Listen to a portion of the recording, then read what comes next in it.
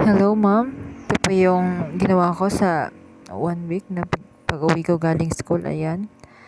Pinapaliguan ko po sila always pagdating ko po sa cage para yung mga tae nakadikit sa katawan nila ay mawala. Ayan. Scrub ko yung likod para mawala yung mga tae sa kanilang likod. Pagkatapos ay nilinisan ko na po yung floor and the wall nila para malinis ang higaan nila at away from bacteria, ma'am, that can cause na mag-igit-igit sila or something. And after that,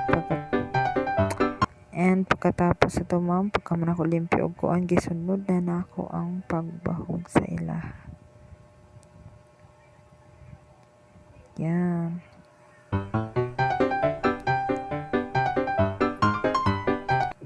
Pagkatapos ay nilagyan ko na ng water ang kanilang drinker para stay hydrated.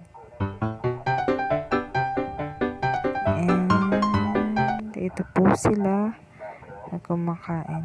By the way, ma'am, dalawa lang po sila kasi po pinaihaw ko na po yung isa nung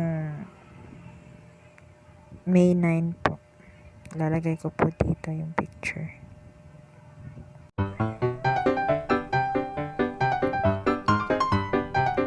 Ito na po yung area kung saan ako nagtatantad. Ito yung mga kinilo na po na tinatag na po.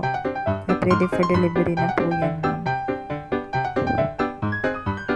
Kalimutan ko po mag-picture, ma'am, kasi po naratol ako.